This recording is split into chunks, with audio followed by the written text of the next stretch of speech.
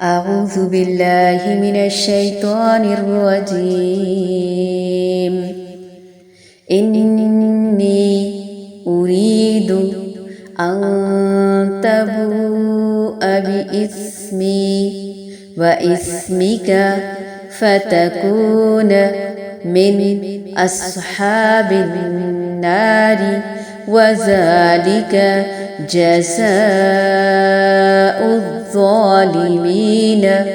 فطوعت له نفسه قتل أخيه فقتله فأصبح من الخاسرين.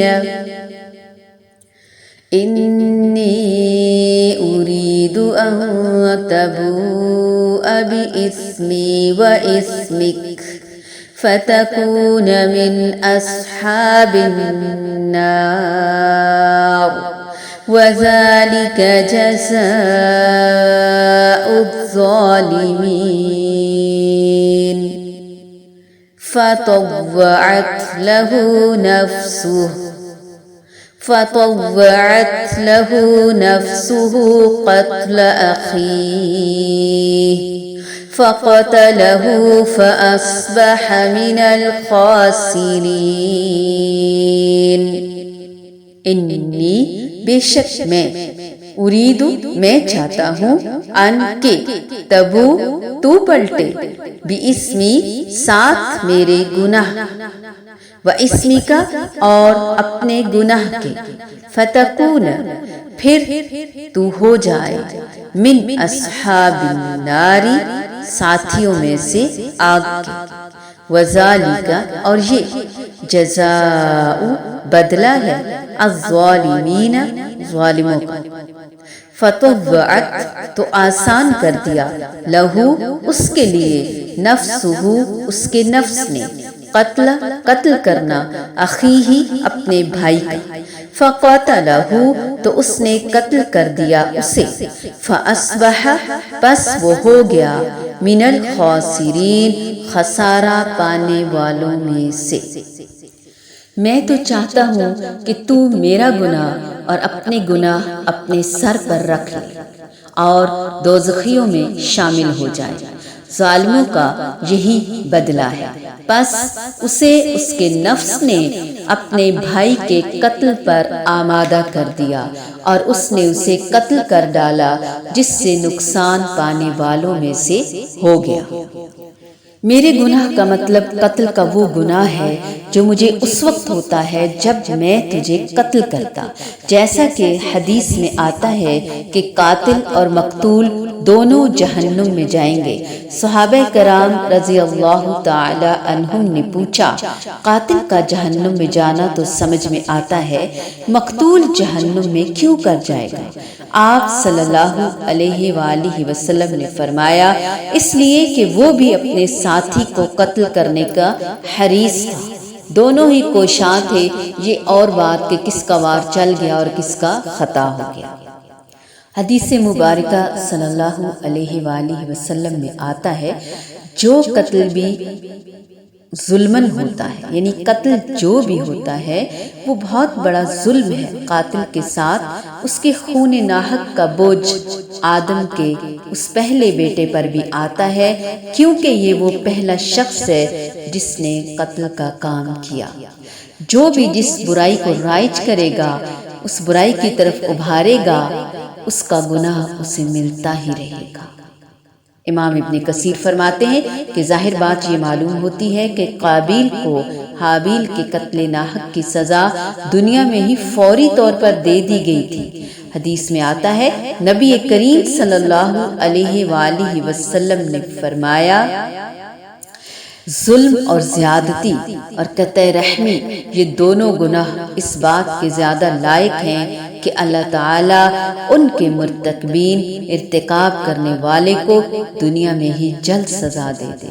تاہم آخرت کی سزا اس کے علاوہ ہے، اس کے لیے ذخیرہ ہو گئی جو انہیں وہاں بھی بھگتنی ہوگی، اور قابیل میں یہ دونوں گناہ جمع ہو گئے.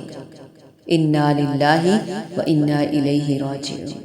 اس قتل ناحق کے بعد اللہ تعالیٰ نے انسانی جان کی قدر و قیمت کو واضح کرنے کے لیے بنی اسرائیل پر جو حکم نازل فرمایا، اس سے اندازہ لگایا جا سکتا ہے کہ اللہ تعالیٰ کے ہاں انسانی خون کی، انسانی جان کی کس قدر اہمیت ہے اور تکریم ہے۔ اور یہ اصول صرف بنی اسرائیل ہی کے لیے نہیں تھا، اسلام کی تعلیمات کے مطابق بھی یہ اصول ہمیشہ کے لیے ہے۔ سلیمان بن ربیع کہتے ہیں کہ میں نے حضرت حسن بصری سے پوچھا، یہ آیت ہمارے لیے بھی ہے جس طرح بنی اسرائیل کے لیے تھی؟ انہوں نے فرمایا، ہاں، قسم ہے اس ذات کی جس کے سوا کوئی معبود نہیں، بنی اسرائیل کے خون اللہ تعالیٰ کے ہاں ہمارے خونوں سے زیادہ قابل احترام نہیں تھے۔ ایک انسان کو ناحق قتل کرنا گویا پوری انسانیت کا قتل ہے۔ چھوٹی چھوٹی باتوں پر طیش میں آ جانا، غصے میں آ جانا، بھڑک جانا، بھڑکا لینا خود کو اور دوسرے کو، کتنی بڑی برائی اور کتنی بری طرف ہمیں لے جاتی ہیں یہ باتیں۔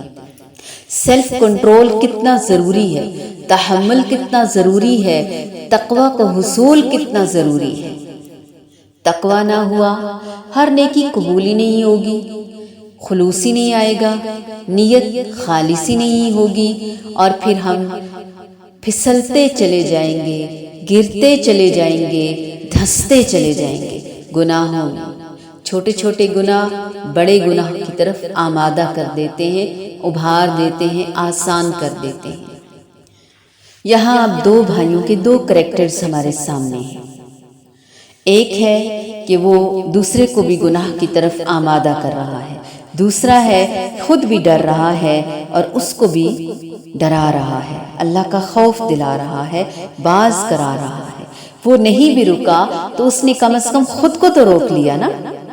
میں چاہتا ہوں کہ میرا اور اپنا گناہ تو ہی سمیٹ لے اور تو ہی دوزخی بن جائے، یعنی اس کو ڈرا رہا ہے، اس کو نصیحت کر رہا ہے، الفاظ بدل رہا ہے، سخت الفاظ اس لیے استعمال کیے کہ شاید کہ میرا بھائی باز آ جائے، اور ظالموں کے ظلم کا یہی ٹھیک ٹھیک بدلہ ہے۔